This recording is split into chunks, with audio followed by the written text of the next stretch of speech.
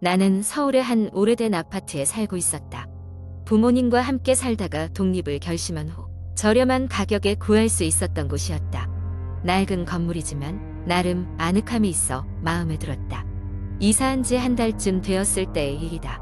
그날은 회사에서 야근을 하고 집에 돌아오는 길이었다. 밤 11시를 훌쩍 넘긴 시간. 아파트 단지에 들어서자 유난히 어두운 게 느껴졌다. 가로등 몇 개가 고장이 났는지 깜빡거리는 게 마치 공포영화의 한 장면처럼 보였다. 별로 신경 쓰지 않으려 했지만 괜히 오싹한 기분이 들었다. 엘리베이터를 타고 10층에 있는 내 방으로 올라가려는 순간 갑자기 엘리베이터가 멈춰서더니 조명이 깜빡거리기 시작했다. 순간 가슴이 철컥 내려앉았다. 정전이라도 났나? 싶었지만 곧 엘리베이터는 아무 일 없었다는 듯 다시 작동하기 시작했다. 집에 도착하자마자 의자에 앉아 잠시 진정하려고 했다. 그런데 그때였다. 어딘가에서 쾅쾅쾅 하는 소리가 들려왔다. 처음에는 옆집에서 공사를 하나 싶었지만 문득 그 소리가 내 집에서 나는 소리가 아닌가 하는 생각이 들었다. 조용히 소리의 근원을 찾아보았지만 아무것도 발견할 수 없었다. 다시 자리에 앉으려던 순간 이번에는 더 가까운 곳에서 소리가 들렸다. 그 소리는 분명히 내 방 안에서 나는 것이었다. 방이 누군가 들어왔었나? 불안한 마음에 방 안을 샅샅이 뒤졌지만 숨을 만한 공간이라고는 없었다. 순간 문득 전에 들었던 이야기가 떠올랐다. 이 아파트 단지에는 오래전에 벌어진 끔찍한 사건이 있었다. 한 가족이 이곳에서 무참히 살해당했고 그 사건의 범인은 끝내 잡히지 않았다고 했다. 이후 그 방에서는 종종 원인을 알 수 없는 소리와 이상한 일들이 발생하여 많은 사람들이 두고두고 떠나갔다는 이야기가 있었다. 그날 밤 잠을 이루지 못한 채 거실에서 무심코 TV를 켰다. 하지만 무슨 채널에도 신호가 잡히지 않는지 화면은 온통 모래 노이즈뿐이었다. 고지어 노이즈 사이로 희미한 하지만 분명한 여자의 울음소리가 들려왔다. 깜짝 놀라 TV를 껐지만 울음소리는 여전히 계속되었다. 점점 가까워지는 것 같았다. 갑자기 방문 쪽에서 차가운 기운이 느껴졌고 동시에 문이 조금씩 열리기 시작했다. 도망가야겠다는 생각이 들었지만 머리부터 발끝까지 움직일 수 없는 공포가 나를 사로잡았다. 문이 반쯤 열렸을 때 그 너머로 누군가의 그림자가 비쳤다. 그 모습은 분명히 사람이었다. 하지만 어두운 방 안에서도 눈에 띄는 피비린내와 젖은 머리카락으로 짐작컨대 도저히 이 세상의 것이 아닌 것 같았다. 어찌할 바를 몰라 그 자리에서 비명을 지르려는 찰나 문이 잠시 흔들리더니 다시 철컥하고 닫혔다. 소리와 기운은 사라졌고 방 안은 다시 고요함을 되찾았다. 그날 이후 나는 이곳을 벗어나기로 결심했다. 이후 다른 곳으로 이사를 간 내가 다시 이 아파트를 방문할 일은 없었다. 하지만 가끔씩 조용한 밤이 되면 그 날의 공포스러운 기억이 되살아나 나를 잠 못 들게 하곤 한다. 두 번째 이야기 몇 해 전 나는 서울 외곽에 위치한 작은 마을로 출장을 갔었다. 그 마을은 자연과 어우러진 조용한 곳이었고 도시의 번잡함에서 벗어나기에 완벽한 장소처럼 보였다. 출장 일정이 길어지면서 나는 그 마을에 있는 작은 민박집에 머물게 되었다. 그곳은 할머니가 운영하시는 오래된 한옥이었다. 할머니는 언제나 친절했고 다정했다. 하지만 민박집 주변이 풍경은 이상하게도 어두웠다. 무언가 설명할 수 없는 이질감이 느껴졌다. 첫날 밤 나는 짐을 풀고 침대에 누웠다.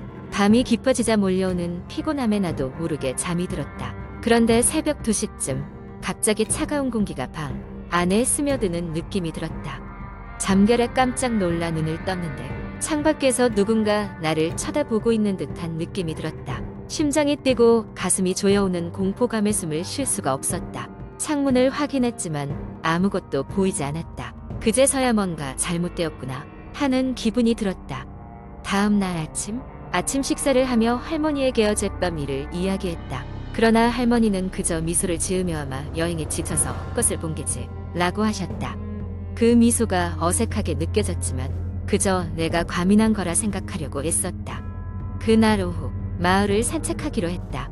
마을 사람들은 대부분 친절하게 인사했지만 한편으로는 나에게서 뭔가를 숨기고 있는 듯한 눈치도 느껴졌다. 마을 중심에 위치한 오래된 사원이 있었는데 그곳에서 알 수 없는 무언가에 끌려 발걸음을 옮겼다. 사원 안에는 오래된 불상이 있었고 그 앞에는 몇몇 희미하게 보이는 사진들이 놓여 있었다. 그 사진들은 마을의 과거를 담고 있는 듯 했지만 무언가 확실하게 이질감을 주었다. 사원을 나서려던 순간 누군가 내 어깨에 손을 얹었다. 깜짝 놀라 뒤를 돌아보니 마을이 한 노인이 서 있었다. 노인은 내가 이곳에 온 이유를 물어보았고 나는 그저 출장 중이라고 대답했다. 그러자 노인은 마을에 오래 머무르는 것은 조심해야 하오 라는 알듯 말듯한 경고를 했다. 나는 불안함을 떨치기 위해 웃으며 고맙다고 말하고는 서둘러 사원을 떠났다. 그날 밤 또다시 새벽 2시가 되었을 때 이번에는 창문 너머로 분명 사람의 형태가 보였다. 무언가에 이끌리듯 나는 천천히 창문 쪽으로 걸어갔고 창문을 열자 혼자서는 도저히 감당할 수 없는 한기가 들이쳤다. 마주한 것은 형태가 분명하지 않지만 날카로운 시선을 가진 무언가였다. 그 존재는 소리 없이 나를 바라보았다. 뒤로 물러서려 했지만 몸이 말을 듣지 않았다. 미동도 할 수 없는 그 순간 할머니가 방으로 들어왔다. 할머니는 창문을 닫고 내게 괜찮다고 말했다.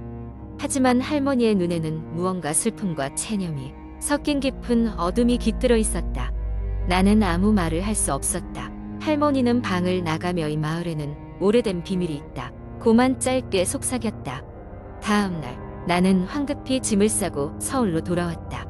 기차 안에서 나는 민박집에서 일들이 단순한 꿈이었기를 바랐다. 서울에 도착하고 나서도 며칠 동안 그 마을의 기억이 머릿속을 떠나지 않았다.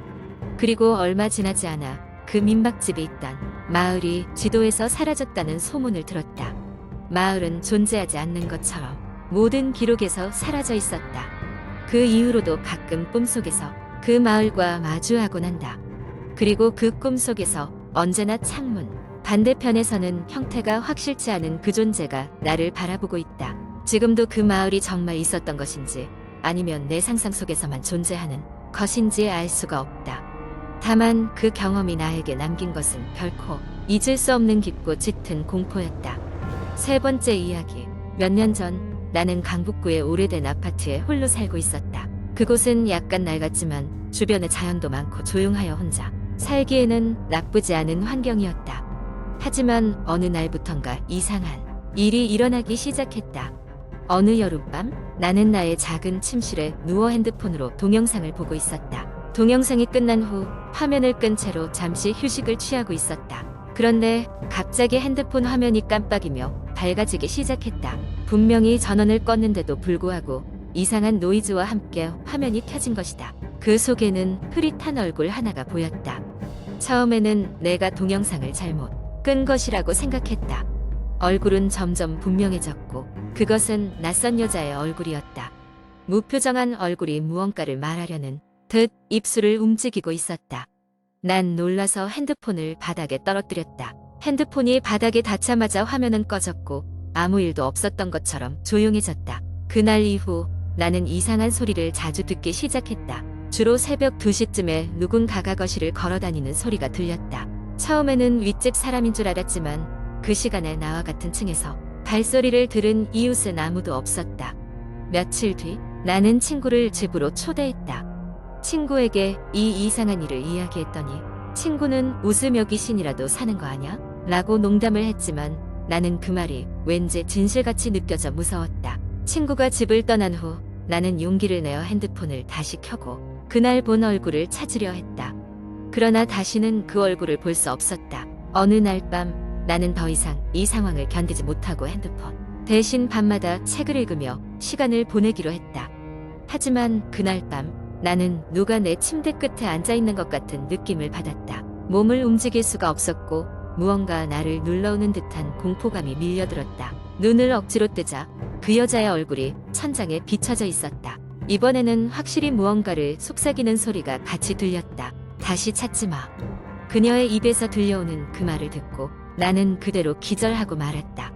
다음 날 아침 나는 어디에서도 그 여자의 흔적을 찾을 수 없었고 핸드폰도 멀쩡했다. 그리고 이상하게도 그 후로는 이상한 일들이 멈추었다. 나는 무언가 보기 싫은 것을 봐버린 게 분명했지만 확인할 방법도 용기도 없었다.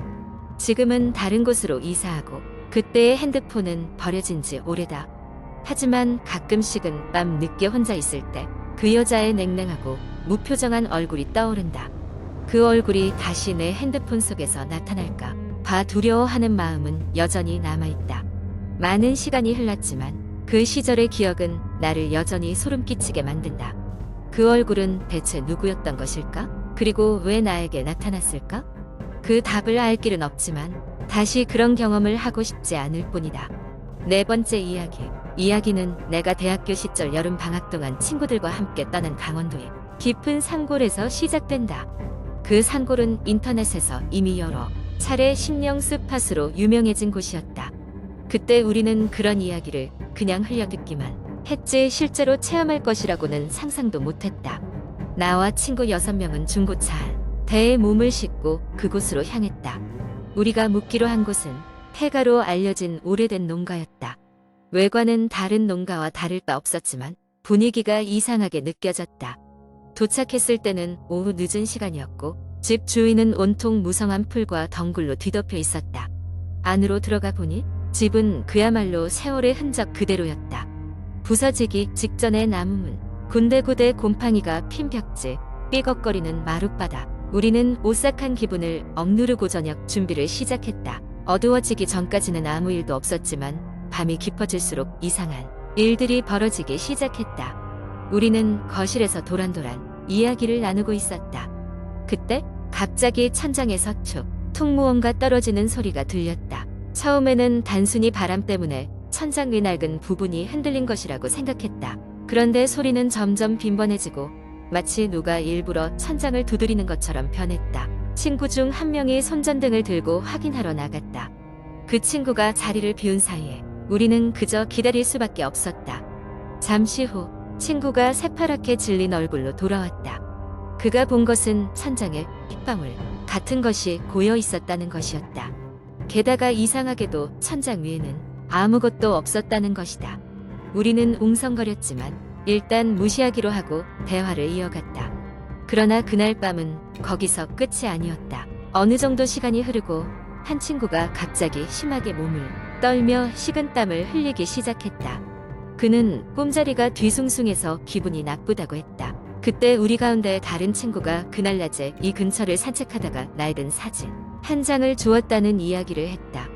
그 사진은 누군가의 오래된 가족 사진처럼 보였다. 그런데 음산한 기운이 감돌며 사진 속 얼굴들은 하나같이 웃고 있었지만 그 눈동자가 이상하게도 우리의 시선을 꼭 따라오는 것 같았다. 게다가 사진 뒷면에는 우리를 찾아라 라는 낙서 같은 글씨가 쓰여 있었다.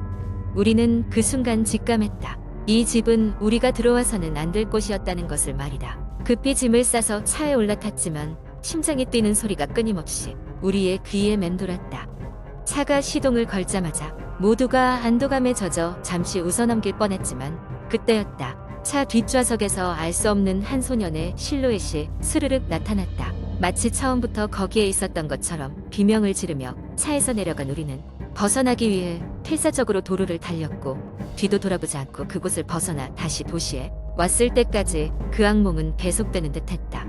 그 일 이후로 우리는 다시는 그곳에 가지 않았다. 그리고 나서 밝혀진 이야기는 그 폐가는 오래전 그 지역에 불행한 가족 사건이 있었던 집으로 그날 우리가 보았던 것은 그 집안이 귀신이었을지도 모른다는 것이다.